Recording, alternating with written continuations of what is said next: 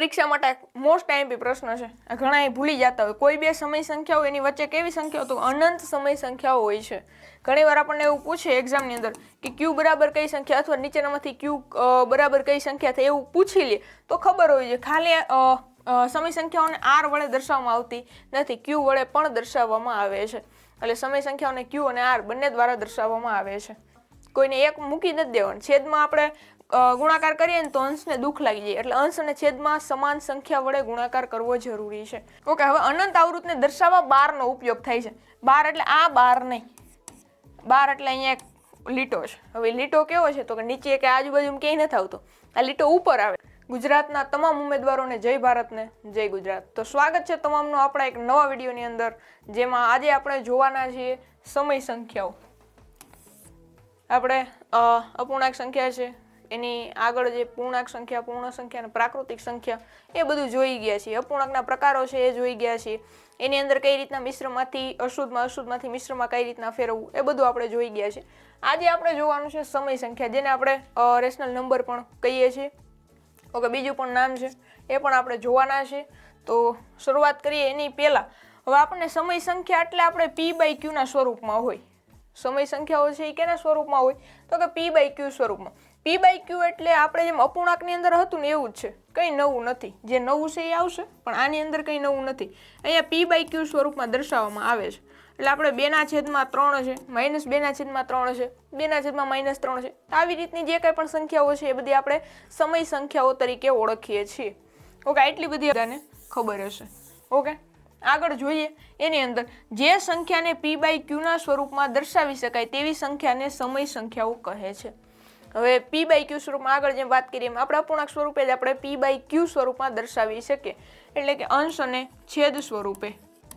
અંશ અને છેદ સ્વરૂપે જે સંખ્યાને દર્શાવી શકે એ તમામ સંખ્યાઓ કેવી છે તો કે સમય સંખ્યાઓ છે. એની અંદર જ્યાં p અને q પૂર્ણાંક છે અને q બરાબર ક્યારેય 0 હોય નહીં. ઓકે, અંશ અને છેદ એટલે આપણે અહીંયા p/q સ્વરૂપે લખીએ છીએ. હવે p/q જે છે આ p અને q આ બંને કેવી સંખ્યાઓ હશે તો કે પૂર્ણાંક સંખ્યાઓ હશે. આ આપણે અપૂર્ણાંકની અંદર શીખ્યા છે કે p અને q બંને સંખ્યાઓ કેવી હશે તો કે પૂર્ણાંક હશે. પણ આ p/q સ્વરૂપ બની ગયા પછી એને પૂર્ણાંક સંખ્યાઓ કહેવાતી નથી. p અને q છે એ બંને પૂર્ણાંક હશે, પણ p/q સ્વરૂપ આવી ગયા પછી પૂર્ણાંક નથી. અને આ p/q ની અંદર q બરાબર ક્યારેય 0 હોય નહીં, એટલે કે છેદમાં ક્યારેય 0 ન હોય. કોઈ પણ સંખ્યા આપણે લઈએ તો 2/3 આપણે 3 લખીએ તો ચાલે, પછી 5/7 આવી કોઈ પણ સંખ્યા લખીએ તો ચાલે, પછી અહીંયા 5/0 લખાય નહીં. શું કામ ન લખાય? કારણ કે આ પછી ગણિતની ભાષાની અંદર અવ્યાખ્યાયિત થઈ જાય. કેવું થઈ જાય? અવ્યાખ્યાયિત થઈ જાય. એટલે છેદમાં ક્યારે 0 આવે નહીં. અંશમાં હોય ને, જેમ કે અહીંયા 0/2 હોય તો આનો જવાબ શું આવે? 0 આવે. પણ છેદમાં 0 આવે કોઈ પણ અપૂર્ણાંક છે, કોઈ પણ p/q સ્વરૂપમાં દર્શાવેલ સમય સંખ્યા છે, તો એ સંખ્યાની અંદર q બરાબર ક્યારે 0 આવે નહીં. કારણ કે 0 એટલે કે છેદમાં જો કોઈ પણ જગ્યાએ 0 આવે, અહીંયા આપણે p/q સ્વરૂપ હોય તો q બરાબર 0 લખે તો પદ છે એ અવ્યાખ્યાયિત થઈ જાય. ઓકે, એના પછી આગળ જોઈએ. આની અંદર એક તો p/q સ્વરૂપમાં દર્શાવી શકાય, છેદ અને અંશ અને છેદ સ્વરૂપે દર્શાવી શકાય, અને એના પછી p અને q કેવો હોય તો કે પૂર્ણાંક હોય, પણ q બરાબર ક્યારેય 0 હોય નહીં. ઓકે ઓકે, ઉદાહરણ આપેલ છે આપણને. અહીંયા 2/3 છે, -2/3 છે, 3/-3/5 છે, 0, 0.3 છે. આ બધી અહીંયા સમય સંખ્યાઓ તરીકે દર્શાવેલ છે. એના પછી પૂર્ણાંક અને અપૂર્ણાંકથી બનતી સંખ્યા એટલે સમય સંખ્યા. પૂર્ણાંક અને અપૂર્ણાંક બંનેથી બનતી સંખ્યા એટલે શું થાય તો કે સમય સંખ્યા. હવે આપણે અહીંયા p/q સ્વરૂપમાં જોઈએ તો p અને q બંને કેવી છે તો કે પૂર્ણાંક સંખ્યા. અને પૂર્ણાંક પછી શું બની જાય? આ બંને પૂર્ણાંક છે, p પણ પૂર્ણાંક છે અને q પણ પૂર્ણાંક છે. હવે આ p/q સ્વરૂપમાં આવે એટલે આ શું બની જાય તો કે અપૂર્ણાંક બની જાય. તો હવે આ પૂર્ણાંક અને અપૂર્ણાંકથી બનતી સંખ્યા એટલે સમય સંખ્યા. સમયને q વડે પણ ક્વેશ્ચન જે આપણે કહીએ છીએ તો સમય સંખ્યાને q વડે પણ દર્શાવે છે. ઘણીવાર આપણને એવું પૂછે એક્ઝામની અંદર કે q બરાબર કઈ સંખ્યા અથવા નીચેનામાંથી q બરાબર કઈ સંખ્યા થાય એવું પૂછી લે તો ખબર હોય છે ખાલી સમય સંખ્યાઓને r વડે દર્શાવવામાં આવતી નથી, q વડે પણ દર્શાવવામાં આવે છે. એટલે સમય સંખ્યાઓને q અને r બંને દ્વારા દર્શાવવામાં આવે છે. ઓકે, આગળ જોઈએ. ઓકે, એના પછી આવે છે સમય સંખ્યાઓની અંદર જ છે. સમયનો ઉદ્ભવ ગુણાકારથી થાય છે. સમય સંખ્યાનો ઉદ્ભવ ક્યાંથી થયો? તો કે ગુણાકારથી થયો છે. ઓકે, એના પછી જોઈએ સમયના અંશ અને છેદને કોઈ સમાન શૂન્યતર પૂર્ણાંકથી ગુણવામાં આવે તો સમાન સમય મળે છે. હવે આપણે કોઈ પણ સમય સંખ્યા છે, સમયના અંશ અને છેદને કોઈ સમાન શૂન્યતર એટલે અહીંયા શૂન્યતર એટલે શું થાય? તો કે શૂન્ય સિવાય એટલે કે શૂન્યને કોઈ પણ સંખ્યાને આપણે શૂન્ય વડે ગુણીએ તો જવાબમાં આપણે શૂન્ય મળે, એટલે શૂન્ય સિવાયની વાત છે. કોઈ પણ સમય સંખ્યા છે અને અંશ અને છેદ બંનેને કોઈ સમાન કોઈ પણ પૂર્ણાંક સંખ્યાઓથી આપણે ગુણીએ તો સમાન સમય સંખ્યા મળે છે. જેમ કે અહીંયા આપણને એક એક્ઝામ્પલ આપેલ છે 2/5 છે. અહીંયા આપણને 2/5 આપેલ છે. આ બંને સંખ્યાને હું 2 વડે ગુણું. જો શૂન્યતર કીધું હતું તો શૂન્યતર એટલે અહીંયા શૂન્ય સિવાયની સંખ્યા છે, હા છે, અને બીજી બાબત તો પૂર્ણાંક સંખ્યા હોવી જોઈએ. અહીંયા પૂર્ણાંક સંખ્યા છે. શૂન્યતર પૂર્ણાંકથી આપણે ગુણીએ તો આપણને શું મળે? તો કે સમાન સમય મળે છે. અહીંયા 2 2 4 અને 5 2 10 આ જે સંખ્યા મળી એ કેવી છે? તો કે સમાન સમય છે. ઓકે, આ આપણે સમઅપૂર્ણાંક શબ્દ છે ને એવું જ છે, કંઈ નવું નથી. અહીંયા આપણે કોઈ એક સંખ્યા વડે ગુણીએ, છેદમાં ગુણીએ તો અંશમાં પણ ગુણવાનું, અંશમાં ગુણીએ તો છેદમાં પણ ગુણવાનું. કોઈને એક મૂકી નથી દેવાનું. છેદમાં આપણે ગુણાકાર કરીએ ને તો અંશને દુઃખ લાગી જાય, એટલે અંશ અને છેદમાં સમાન સંખ્યા વડે ગુણાકાર કરવો જરૂરી છે. ઓકે, આવી રીતે કરીએ તો આપણે શું મળે? સમાન સમય મળે છે. ઓકે, સમાન સમય મળે છે. એના પછી આગળ જોઈએ. ઓકે, એટલે સમયનો ઉદ્ભવ છે એ ક્યાંથી થયો છે? તો કે ગુણાકારથી થયો છે. અને આ બાબત પછી એના પછી જે સમય સંખ્યામાં અંશ કે છેદમાંથી કોઈ એક ઋણ હોય તેને ઋણ સમય સંખ્યા કહે છે. ઓકે, હવે આપણને શું કીધું? કોઈ પણ સમય સંખ્યાઓ છે. અહીંયા આપણે સમય સંખ્યાઓ લખીએ 2/5 -5 -3/2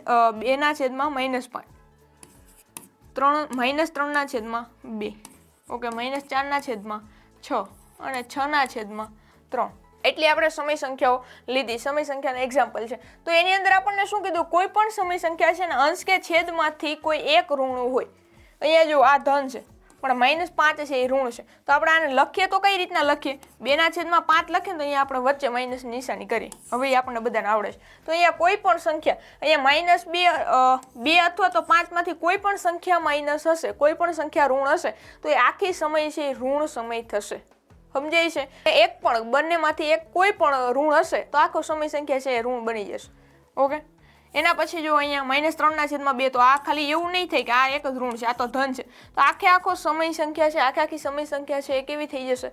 તો કે ઋણ થઈ જશે. આની અંદર પણ સેમ ઋણ થઈ જશે. અહીંયા છે એ ધન છે કારણ કે એમાં એક પણ જગ્યાએ માઇનસ છે ને બે સંખ્યા છે એ ધન છે, તો આખો સમય સંખ્યા છે એ ધન રહેશે. એક પણ ઋણ તો આખી સમય સંખ્યા છે ઋણ સમય સંખ્યા કહે. જે સમય સંખ્યામાં અંશ કે છેદમાંથી કોઈ એક ઋણ હોય એને શું કહેવાય? તો કે સમય સંખ્યા ઋણ સમય સંખ્યા કહે છે. ઓકે, 0 એ ધન કે ઋણ નથી. 0 એ ઋણ અથવા તો ધન એટલે કે કંઈ નથી. 0 છે ધન કે ઋણ નથી. તો આપણે એવો પ્રશ્ન થાય ને કે અહીંયા આપણી પાસે સંખ્યા રેખા હોય તો અહીંયા વચ્ચે આપણે 0 આવે. ઓકે, અહીંયા 0 છે, અહીંયા 1, અહીંયા 2, અહીંયા -1 અને -2. તો આ 0 ને આપણે કેમાં ગણવાનો? ધનમાં કે ઋણમાં? તો ખાસ યાદ રાખજો, 0 થી વધારે એટલું ધન, 0 થી ઓછું એટલું ઋણ. આ બાબત યાદ રાખજો. 0 છે ધન કે ઋણ નથી. 0 અહીંયા તટસ્થ છે. એનાથી વધારે એટલું ધન, 0 થી 1 પણ વધારે એટલે એ ધનમાં વયું જાય, 0 થી ઓછું એ ઋણમાં. હવે સમજાય છે? એટલે આ બાબત યાદ રાખજો. 0 એ ધન કે ઋણ નથી. ક્યાંય આપણે જોયું હોય -0 એવું ક્યાંય જોયું ક્યારેય?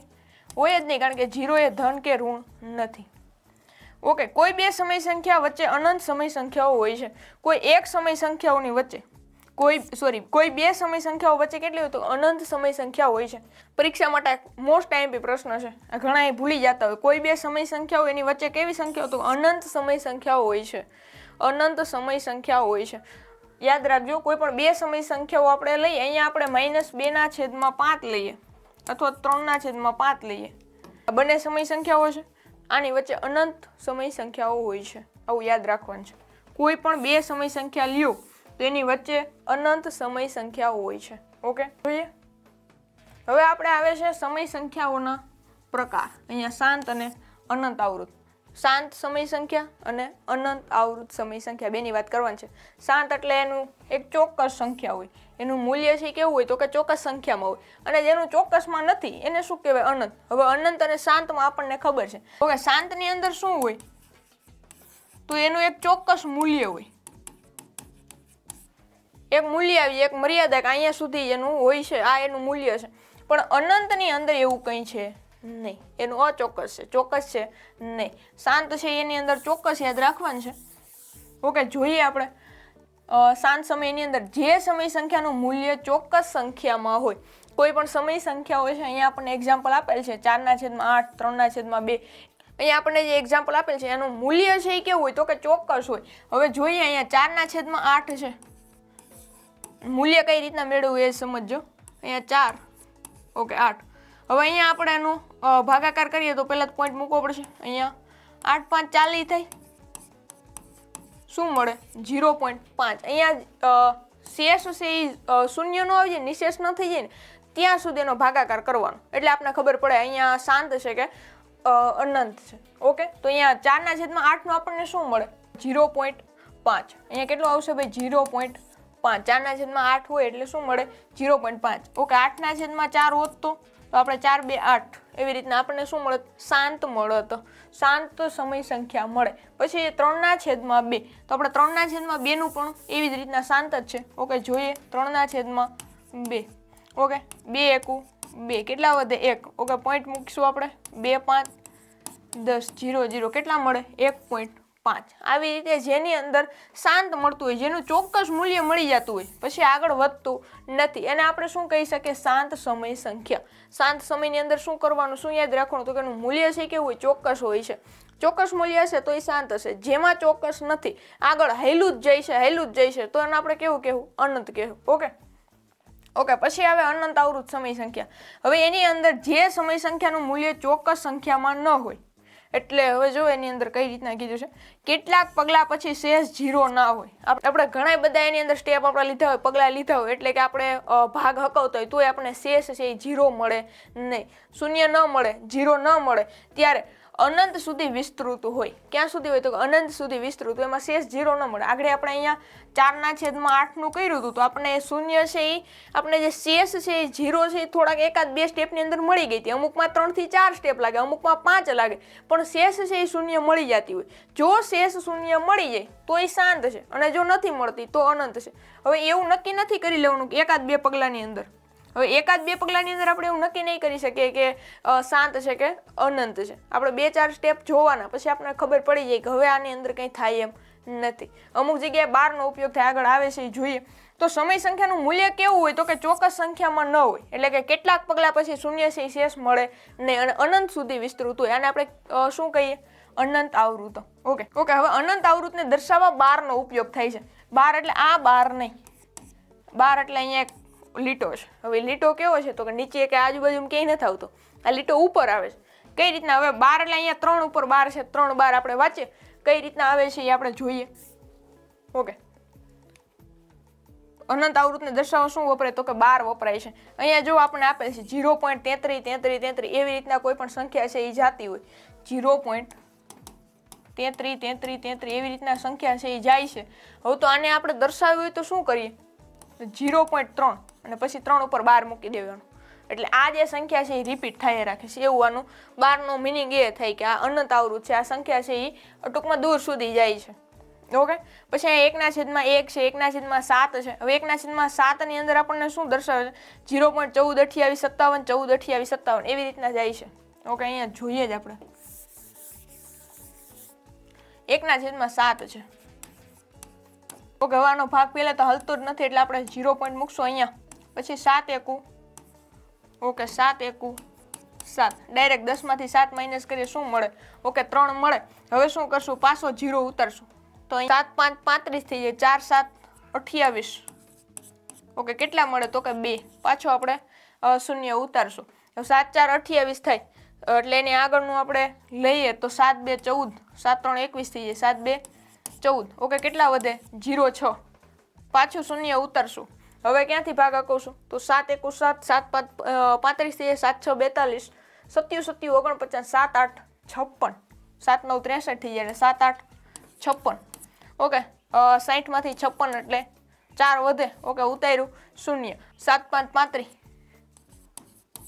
કેટલા મળે? ઓકે 5. હજી આપણે ભાગ હાલે એમ જ છે, હજી આપણે ભાગ હકવીએ તો આપણને શું મળે? 7 7 49 હાલશે, 7 7 49. ઓકે, 50 માંથી એટલે 1 મળશે. હવે પાછો આપણે 0 મૂકશું. ઓકે, હવે 7 એકુ 7 કેટલા મળે? ઓકે, હું અહીંયા લખું છું 3 મળશે. ઓકે, હવે પાછો આપણે 0 લખશું તો હવે આપણને શું મળે? 7 એકુ 7, 7 2 14, 7 તેરી 21 ને 7 4 28. ઓકે, અહીંયા 1 છે, અહીંયા 4 છે, 28. ઓકે, હવે જોવો ਜੀ કંઈક આપણે સેમ લાગે છે. કઈ રીતે? જો અહીંયા 1 4 2 8 8 5 ને 7. એના પછી જો આગળ હજી એની પેટર્ન હાલે છે. અહીંયા આપણે 20 આવશે, 20 એટલે અહીંયા પાછા આપણે 7 2 14 ભાગ હકવશું. પાછા આપણને કેટલા મળશે? 20 માંથી 14 એટલે આપણે અહીંયા 6 મળશે. એવી રીતના આખી પેટર્ન છે એ પાછી હાલશે. તો અહીંયાથી આ જે આખી સંખ્યા છે એના પછીથી શું થશે? તો કે એ આખું રિપીટ થાય રાખશે. સમજાય છે? જો અહીંયા આવી રીતે છે એ રિપીટ થાય રાખે. તો આપણે અહીંયા કોનો ઉપયોગ કરી શકીએ? 12 નો ઉપયોગ કરી શકીએ. તો અહીંયા આખી સંખ્યા ઉપર 12 લાગે, કારણ કે એ આખી સંખ્યા રિપીટ થાય છે. એક સંખ્યા રિપીટ થતી નથી. અહીંયા જેટલી સંખ્યા છે 1 થી 7 સુધી એ તમામ સંખ્યા રિપીટ થાય છે. ઓકે, એટલે એ સંખ્યા ઉપર આપણે 12 છે એ મૂકી શકીએ. ઓકે, આગળ જોઈએ.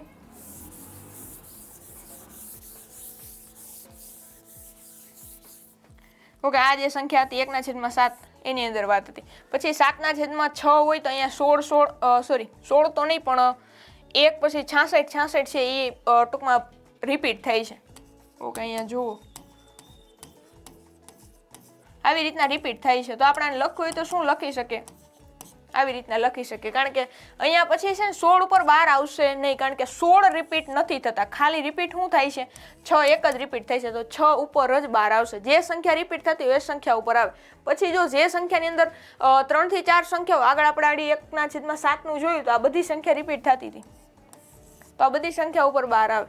ઓકે, ઓકે, એના પછી છે ઓકે 12 નું કામ અહીંયા સુધી આપણે પૂરું કર્યું. કે 12 આવે ક્યારે આવે? તો કે એ સંખ્યા છે એ શું થતી હોય? તો પુનરાવર્તિત થતી હોય. જે સંખ્યા છે એ પુનરાવર્તિત થતી હોય એ સંખ્યા ઉપર આપણે 12 નો ઉપયોગ કરીએ છીએ. ઓકે, એટલે અનંત આવૃતને દર્શાવવા 12 નો ઉપયોગ થાય છે. જે સંખ્યાનું પૂર્ણ વર્ગમૂળ નીકળી શકે તેવી સંખ્યાઓ સમય છે. જે સંખ્યાઓ, હવે ખાલી એવું નથી કે અહીંયા p/q સ્વરૂપમાં દર્શાવે. આવી કોઈ પણ સંખ્યા છે એટલે કે પૂર્ણ વર્ગ સંખ્યાઓ. પૂર્ણ વર્ગ સંખ્યા એટલે એનું જેનું વર્ગમૂળ છે એ નીકળી જતું હોય. ઓકે, પૂર્ણ વર્ગ સંખ્યાઓ એટલે કેવી સંખ્યા? પૂર્ણ વર્ગ સંખ્યા જેનું વર્ગ છે, વર્ગમૂળ છે નીકળી જતું, વર્ગ છે નીકળતો હોય. વર્ગ એટલે આપણે અહીંયા જો 4 છે, √4 છે, વર્ગમૂળમાં 4 છે, તો આનું આપણે વર્ગમૂળ છે એ કાઢવું હોય તો નીકળી જાય. શું નીકળે? 2 નીકળે, કારણ કે 2 2 4 થાય. કોઈનો વર્ગ છે એ 4 થતો હોય, જે સંખ્યાનો વર્ગ 4 થતો હોય, અહીંયા વર્ગમૂળમાં 9 છે, તો એનું આપણે વર્ગમૂળ કાઢીએ તો આપણને શું મળે? 3 મળે. આ બધી પૂર્ણ વર્ગ સંખ્યાઓ થઈ. પૂર્ણ વર્ગની અંદર જો અહીંયા સંખ્યાઓ આપણે લખીએ ને, 4 છે, 16 છે, પછી 9 છે, 9 તો જો કે આગળ આવે પછી 16 આવે, 16 છે, પછી 25 છે, 36 છે, 49 છે, 64 છે, 81 છે. આ બધી પૂર્ણ વર્ગ સંખ્યાઓ છે. કેવી છે? પૂર્ણ, જેનું વર્ગમૂળ છે એ નીકળી શકતું હોય એને આપણે શું કહીએ? પૂર્ણ વર્ગ સંખ્યાઓ. તો પૂર્ણ વર્ગ, તો યાદ રાખજો, જે સંખ્યાનો પૂર્ણ વર્ગમૂળ નીકળી શકે તેવી સંખ્યાઓ સમય છે. એટલે અહીંયા √4 છે, √9 છે, વર્ગમૂળમાં 9 અને વર્ગમૂળમાં 4 છે, તમામ સંખ્યાઓ જેનું વર્ગમૂળ નીકળી શકે એવી તમામ સંખ્યાઓ કેવી છે? તો કે સમય સંખ્યાઓ છે. ઓકે, ઓકે, આ વિડીયો કેવો લાગ્યો એ કોમેન્ટમાં જરૂર જણાવજો. જો વિડીયો પસંદ આવે તો લાઈક કરજો, તમારા મિત્રો સુધી શેર કરજો અને આપણી યુટ્યુબ ચેનલ સબસ્ક્રાઈબ કરવાનું ભૂલતા નહીં. મળીએ આવા એક નવા વિડીયોની અંદર. ત્યાં સુધી કન્ટિન્યુ રહેજો. Thank you.